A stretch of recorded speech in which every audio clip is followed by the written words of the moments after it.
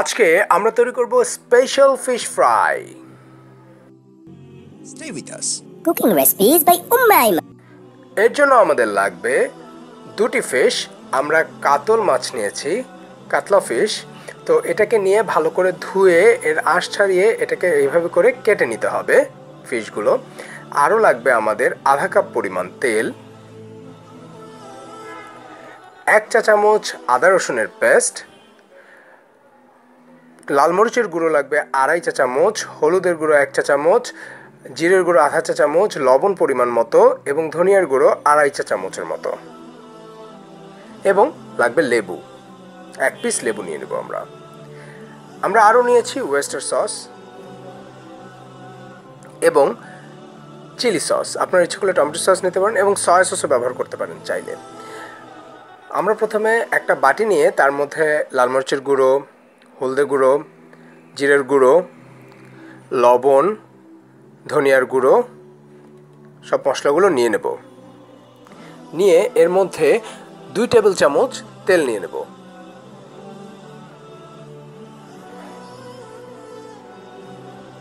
নেওয়ার পর আমরা যে ওয়েস্টার সস নিয়েছি সেটা নিয়ে নেব 1 টেবিল চামচ পরিমাণ, এবং চিলি সসও নেব 1 টেবিল চামচ পরিমাণ। আমরা ইচ্ছা করলে এখানে সয়া সসও নিতে পারি। এরপর আমরা লেবুটাকে চিপড়ে নিয়ে নেব। এখন এটাকে কিছুটা মিশিয়ে নিতে হবে, একসাথে করে মেশাতে হবে। কিছুটা মেশানো হয়ে গেলে আমরা এর মধ্যে আদা রসুনের পেস্ট যেটা আমরা নিয়েছিলাম সেটা নিয়ে নেব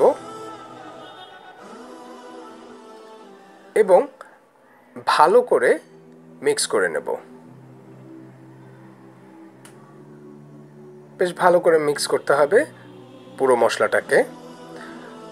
মশলাটা মিক্স হয়ে গেলে আমরা যে কাতল মাছ নিয়েছি, এখানে আপনারা যে কোনো মাছ নিতে পারেন, যেগুলোকে আপনারা আসলে বারবিকিউ এভাবে করতে পারেন। ঠিক একইভাবে আমরা এটাকে ম্যারিনেট করে রাখবো। এই মশলাটা মেখে এটাকে কতক্ষণ রেখে দিতে হবে। তো আমরা যেটা করব, এই কাতল মাছে আমরা যে মশলাটা তৈরি করেছি এই মশলাটাকে ঠিক এইভাবে করে পুরো মাছের গায়ে মেখে নিতে হবে। আর আমরা যে কাটা জায়গাগুলো রেখেছি সেখানে কনফার্ম করতে হবে, শিওর করতে হবে যে ওখানে সব মশলা ঢুকে গেছে। আমরা হাত দিয়ে, দরকার হলে আমরা হাত দিয়ে এইভাবে করে কাজটা করে নিতে পারি। এটা করে আমরা ম্যারিনেট করে এটাকে ঘন্টাখানেক রাখতে হবে। আপনি যতক্ষণ রাখবেন, আবার খেয়াল রাখতে হবে মাছ যাতে কোনো সমস্যা না হয়, আর যতক্ষণ রাখবেন যাতে মশলাটা ভেতরে ঢুকে যায়। মোটামুটি ঘন্টাখানেক রাখার পর আমরা যেটা করব সেটা হচ্ছে একটা ফ্রাই প্যান নেব। ফ্রাই প্যানে তেল নিয়ে নেব। তেলটা কিছুটা গরম হলেই আমরা আমাদের ম্যারিনেট করা যে মাছগুলো রয়েছে সেই মাছগুলোকে আমরা তেলের মধ্যে ছেড়ে দেব। যদি বারবিকিউ করতে চান একইভাবে ম্যারিনেট করে, শুধু আপনার বারবিকিউর যে চুলো আছে, অর্থাৎ আপনার নিচে কয়লা দিয়ে উপরে এটাকে শিকের মধ্যে দিয়ে সুন্দর করে সেভাবেও করতে পারেন, তাহলে বারবিকিউ সস ব্যবহার করবেন। আর যদি ভাজতে চান এভাবে ভাজতে পারেন। আর ভাজার জন্য আমরা যেটা করেছি, তারপরে এটাকে ঢেকে দিতে হবে। ঢেকে দিয়ে 10 মিনিটের মতো রাখতে হবে। 10 মিনিট পর আমরা ঢাকনাটা তুললে দেখা যাবে যেমন এখানে পানি ছেড়ে দিয়েছে, অর্থাৎ এক পাশ মোটামুটি হয়ে গেছে। আমরা এখন আরেক পাশ করার জন্য এটাকে উল্টে দিতে হবে।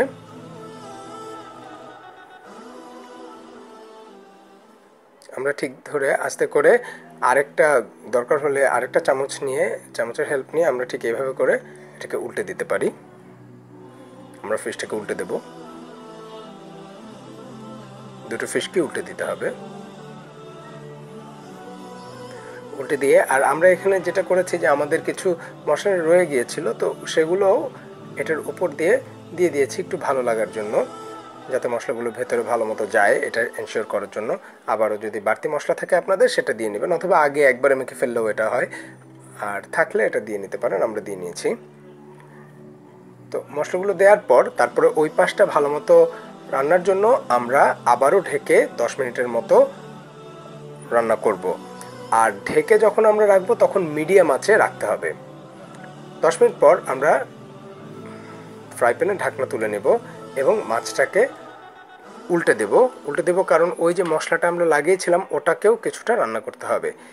তারপরে ঢাকনা ছাড়াই এখানে কিছুক্ষণ ভেজে আমরা উঠিয়ে ফেলব। খুব সুন্দর একটা স্মেল আসছে, আপনারা যারা রান্না করবেন তারা অবশ্যই পাবেন, আমরা পাচ্ছি, বেশ ভালোই লাগছে। তো তৈরি হয়ে গেছে আমাদের ফিশ ফ্রাই। আমরা এখন এটাকে ডেকোরেট করার জন্য আমরা শসা নিয়েছি, গাজর নিয়েছি এবং ক্যাপসিকাম নিয়েছি, তাতে হালকা পরিমাণ লবণ মেখে আমরা চারিপাশে দিয়ে ঠিক এভাবে করে পরিবেশন করেছি এবং মাছগুলোর উপরে আমরা চিলি সস দিয়ে দিয়েছি। এটা একটু ঝাল টেস্টি ফিশ ফ্রাই যে কোনো সময় আপনারা করে খেতে পারেন, বিশেষ করে গেস্টরা আসলে। এবং শুধু যে ভাতের সাথে তা না, চাইনিজ আইটেম করলে তার সাথেও এরকম একটা ফিশ ফ্রাই থাকতে পারে। বাচ্চারা অনেক সময় ফিশ খেতে চায় না, তাদের জন্য এটা বেশ কার্যকর। তো আপনাদের যদি আমাদের এই রেসিপিগুলো ভালো লেগে থাকে, আমাদেরকে লাইক, কমেন্ট এবং শেয়ারের মাধ্যমে জানাবেন এবং আমাদের চ্যানেলটি সাবস্ক্রাইব করে আমাদের সাথে থাকবেন। ধন্যবাদ।